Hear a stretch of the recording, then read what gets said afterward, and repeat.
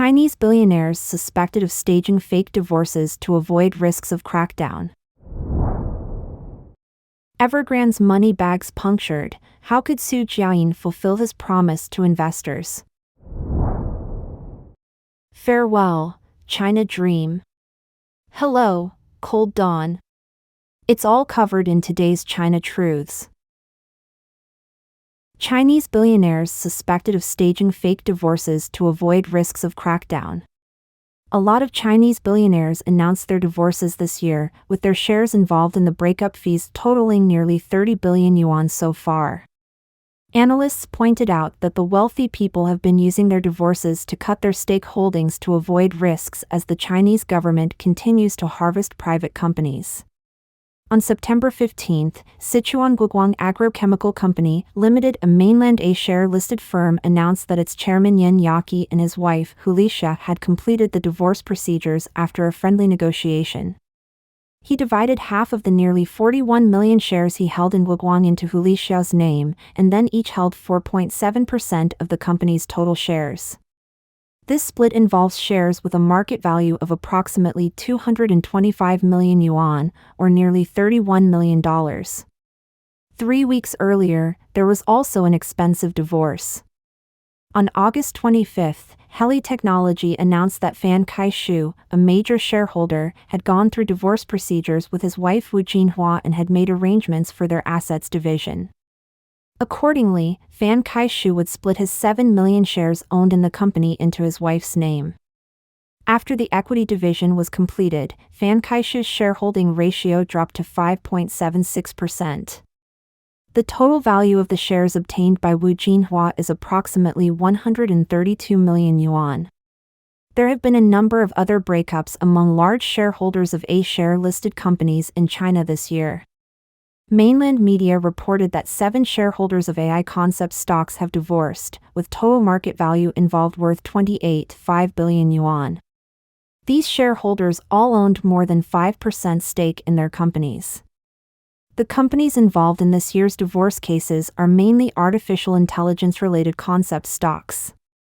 This year coincides with the investment boom in AI and technology fields, and their stock prices have skyrocketed. Almost all divorces occur after the shares held by those companies' shareholders surged. The precise coincidence of time has raised speculations that the major shareholders want to reduce their holdings of shares through fake divorces.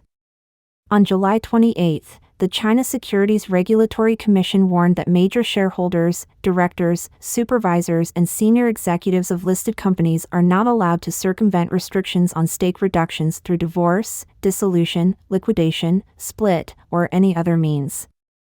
On August 25, the Commission issued new regulations, tightening the reductions of stake holdings by divorce measure, making it difficult for major shareholders to quickly realize their shares reductions and cash out after divorce. Professor Jiayin from the University of South Carolina Aiken School of Business explained that, with so many A-share tycoons divorcing, it cannot be ruled out that there are real marriage breakdowns, but some of the billionaires may want to deter to reduce their shares holdings to avoid some risks or being audited. Jiayin pointed out that the Chinese Communist Party authorities require listed companies to set up party units, and party committee secretaries must join the board of directors. Moreover, the government is constantly seeking to harvest private companies in the name of anti-corruption, creating great social uncertainty. The professor also said that many people want to withdraw money from the market to protect their capital, and many want to run away from a hopeless social environment. It is much safer to divide the shares through fake divorces and wait until there is an opportunity to reduce their holdings and cash out than to put all the shares in the hands of one person. In recent years, the Chinese government has pursued the Common Prosperity Agenda with a series of striking reforms, amounting to a major crackdown on technology, the platform economy, private education, real estate, and financial capital, which led to a dramatic destruction of stock market wealth in 2022.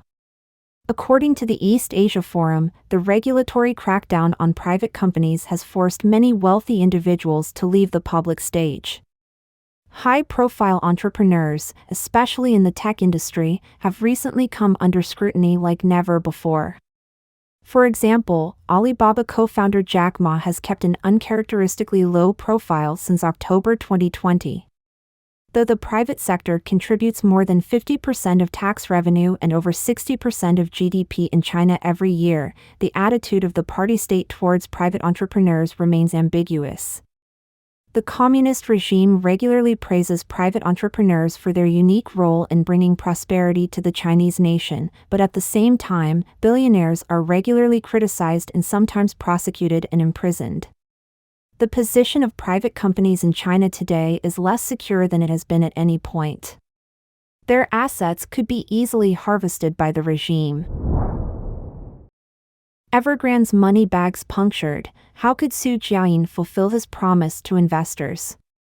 According to multiple domestic media reports, Jiayin, the former chairman of Evergrande Life Insurance and now the acting chairman of Zhongrong Life Insurance, was taken away on September 17 and is currently out of contact. Public information shows that in 2017, Mr. Zhu transferred from his position as vice president of CITIC Bank to work under Jiayin and served as president of Evergrand Financial Group. In 2018, he served as chairman of Evergrande Life Insurance. In September 2019, Zhu resigned as chairman and director of Evergrande Life Insurance. Before Jiayin disappeared, Evergrande Wealth general manager Du Liang and others were suspected of committing crimes and had been subject to criminal coercive measures by the Shenzhen Public Security Bureau. Problems with Evergrande Wealth. An Evergrande employee told the media, Evergrande Wealth has not been operating normally since the explosion in 2021. Evergrande Wealth, formerly known as Evergrand Financial Services Group, was established in November 2015 and is a wholly owned subsidiary of Evergrande Group. Since the final asset targets of financial products are mostly projects under construction by Evergrande Group, Evergrande Wealth's financial products have also experienced redemption problems since the explosion of Evergrande Group in 2021. On the evening of September 16, the Shenzhen Nanshan Public Security Bureau announced that recently, the public security agents have taken criminal coercive measures against suspected criminals such as Du in accordance with the law. Some media outlets learned that Du is Du Liang, the legal representative and general manager of Evergrande Wealth. Lu Jinwei, a senior financial professional, said, if Du Liang gains Jiayin's trust, he does not need advanced financial knowledge. He explained that product managers can do the business of Evergrande Wealth. Contracts are standardized, and each contract is basically the same. It's just that the terms are different and the benefits are different. Evergrande Wealth is a channel for Evergrande Group to raise funds. It requires a person with executive ability. Moreover, this person must have unlimited trust and loyalty to Evergrande. There are reports that Evergrande Wealth conveys a point of view to employees. Evergrande Wealth is the department that provides blood transfusions to Evergrande. As the gatekeeper of Evergrande's wealth, Du Liang's behavior is a bit guarding and stealing. Du Liang admitted to the outside world on September 12, 2021 that he did cash in related financial products before Evergrande Wealth exploded, and the reason for cashing in early was because of a family emergency. It has also been exposed on the internet that Du Liang and his father's 4 transactions totaling more than 10 million yuan of investment have been fully paid in advance. Du Liang is suspected of committing a crime. What crime did he commit? According to the Shenzhen Business Daily, it was learned from people familiar with the situation that Evergrande Wealth was suspected of illegal fundraising in the process of developing its business. The so-called illegal fundraising refers to the act of raising funds using fraudulent methods for the purpose of illegal possession. According to the main results of internal control assessment and review of certain issues raised by the former auditor released by China Evergrande, as of December 31, 2022, Evergrande Wealth's unpaid principal and interest was 34 billion yuan. This has plunged investors in Evergrande Wealth into endless pain. Evergrande Wealth has repeatedly lowered the payment plan to investors. It has been more than 2 years since Evergrande Wealth started the redemption process. Investors with small amounts of about 100,000 yuan have basically completed their redemptions, while large amounts are still far away. But the executives of Evergrande Wealth get the money first. On September 18, 2023, multiple former and current Evergrande employees told the media that Evergrande Wealth's executives had all money paid. In any case, Evergrande Wealth still has approximately more than 30 billion yuan of unpaid principal and interest, involving nearly 100,000 investors. Among the 100,000 investors, there are Evergrande employees, Evergrande project construction parties, and Evergrande project owners. Many of the Evergrande employees who were most deeply bound failed to get their principal. Evergrande Group once issued sales assessment tasks internally and mobilized employees to purchase products themselves or sell to relatives and friends around them. Before Evergrande Wealth broke the news, an Evergrande Wealth executive revealed at an internal meeting that the number of Evergrande employees who purchased Evergrande Wealth products reached tens of thousands. Guishua is a current employee of Evergrande. He spent all his money to buy Evergrande financial products worth 900,000 yuan. Nowadays, Guishua has not been able to get the money. Although he is an employee of Evergrande, he has no way to ask for help. When he thinks of this, he can't sleep all night. Another money bag punctured. The mess in Evergrande Wealth, because Du was arrested on suspicion of a crime, was beyond repair. In addition, Evergrande's other money bag, Evergrande Life Insurance, was recently taken over by Harbor Life. Evergrande Life was established in 2006, formerly known as Sino-Singapore Great Eastern Life. It was a joint venture between Singapore Great Eastern Life and Chongqing Real Estate Group. In 2014, Sino-Singapore Great Eastern made equity adjustments. The following year, in order to raise funds, Jiayin set his sights on the insurance industry, acquiring 50% of the equity of Sino-Singapore Great Eastern Life Insurance Company for 3.939 billion yuan, and changed its name to Evergrande Life Insurance Company. After Jiayin took over, Evergrande Life sold universal insurance crazily, absorbing large amounts of funds from the market at extremely high interest rates, and became the money bag of Evergrande Group. In 2018, Evergrande Life's business growth slowed down and then became low-key.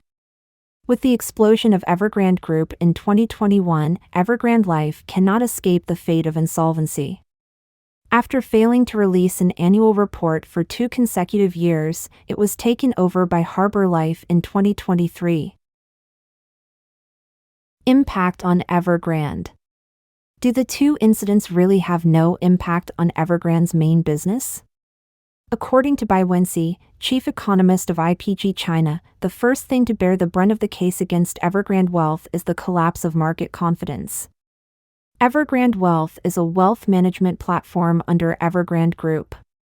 Being investigated may cause investors and consumers to have doubts about Evergrande's operating conditions and financial stability, thereby affecting its already severely damaged market reputation and confidence, which is extremely detrimental to Evergrande's restructuring. The capital market reacted quickly. Previously, because the government successively introduced policies to stimulate the real estate market such as recognizing houses but not loans and lowering mortgage interest rates, real estate stocks collectively exploded. China Evergrande also rose sharply for several days in a row, with its stock price as high as 1.86 Hong Kong dollars. However, due to the effects of the events of Evergrande Wealth and Evergrande Life, as of noon on September 19, their stock prices had plummeted to 51 cents. Boss Su promised to the investors of Evergrande Wealth on September 10, 2021, "I can have nothing, but investors of Evergrande Wealth can't have nothing." Now, how could Jiayin fulfill his promise? Farewell, China Dream. Hello, Cold Dawn. Mr. Gregory Copley is president of the International Strategic Studies Association based in Washington. In his article, Farewell, China Dream. Hello, Cold Dawn, published September 15, Mr. Copley argued that a new dawn is about to come to China. So, how ready is the world to face the imminent transformation in China? Transformation? We have been mesmerized by its slow-motion implosion. It is only how the impact occurs that now matters. Chinese Communist Party, CCP, General Secretary Xi Jinping, the subject of seemingly endless recent speculation, has become embattled on many fronts. His biggest enemy at present is not the United States, it is the CCP itself. A collapse of Mr. Xi's administration, or a revolt in one form or another by part of the People's Liberation Army, PLA, could threaten the party itself and the unity of China. For the moment, Mr. Xi, the CCP, and even the PLA can put on a unified front of wolf warrior bluster against the Republic of China, ROC, Taiwan, the United States, Japan, and so on, but it seems increasingly clear that neither the party nor the PLA relishes the prospect of open warfare over Taiwan. This would trigger a wider war, in which the outcome for the CCP and China would be problematic. Mr. Xi, for his part, would be engaged now in a futile attempt to stop dialogue outside of his control between the CCP and the PLA, so he has been attempting to remove potentially independent PLA leaders. In so doing, of course, he damages the ability of the PLA to initiate or sustain military operations against Taiwan and the combination of foreign forces that would be introduced to a potential conflict. At the same time, China, and therefore the CCP, is, in some senses, broke. Certainly, China retains enormous foreign exchange and gold holdings. Still, it also faces the prospect of further precipitous declines in foreign trade and increases in the cost of acquisition of foreign food and energy supplies. Domestically, China faces an escalating security challenge as the housing market continues its collapse, taking with it the savings of tens of millions of Chinese people, and its related local government debt crisis worsens. Unemployment is so high that the CCP has ceased to issue key employment statistics, even patently untrue figures, knowing they would be disbelieved. Starvation, the hallmark of the era of Mao Zedong, CCP chairman from 1949 to 1976, has returned on a widespread basis, largely because of Mr. Xi's distrust of private commercial activity and his insistence on reliance on the state-owned enterprises, which, as in the Mao era, contribute nothing to Chinese productivity, exports, or self-reliance. Mr. Xi has made it clear that he is rushing toward a Maoist state, again, with its supposed capability to rely on an internal circulation economy. But that, as modern Chinese officials know, is unsustainable. China lacks the capacity to feed its population, even as that population rapidly declines in size. When Mr. Xi secured a third, unprecedented, term as General Secretary at the 20th Congress of the CCP in October 2022, the implication was that he had removed all those key party officials who disagreed with his vision of Maoist purity. Events subsequent to the Congress, however, must have convinced many that Mr. Xi's repudiation of market economics, which he patently neither understands nor desires, after all, he won't go hungry, has ignited a wave of anti-party sentiment far greater than the urban unrest of the first decade of the 20th century, when the imperial era was overturned. Are we approaching the time when the CCP, to save itself and its control over China, will remove Mr. Xi? If so, can it do this without massive bloodshed of the type seen during the pitched city battles of the Cultural Revolution? Even then, is it too late for a non-Maoist CCP leadership to restore an element of market economics? It is in no position to repair the property market in the short term nor to service its debts. It could only hope to impose a rigorous economic reform of the type introduced by Chilean leader Augusto Pinochet after the 1973 overthrow of Castroist President Salvador Allende. But even Allende had not gone as far down the path of the destruction of the Chilean society as Mr. Xi has gone in destroying the mainland Chinese society. Mr. Xi has removed so much hope from the mainland Chinese population that his mere removal and the restart of pro-market activities might stave off or deflect some mass anger. But it would do little for the global economy, which now has no option but to think of a new economic model that is not reliant on Chinese markets or manufacturers. Like it or not, more bilateralism in global trade has already emerged, as became clear in about 2008. Greater self-reliance or shortening of supply lines is also beginning, even as other Asian nations attempt to replace China as manufacturing centers. All of this requires a transformation of tax and investment incentive laws in most countries so that they can stimulate revivals in their manufacturing bases. This, in turn, demands a rethinking in terms of cold sobriety of education patterns, away from non-productive fantasy. Talk of climate change will drift away, replaced by talk of putting food on tables. It is almost dawn, and the world will awaken, cold and hungry. Don't forget to comment in the section below to share your opinions on today's topic with us.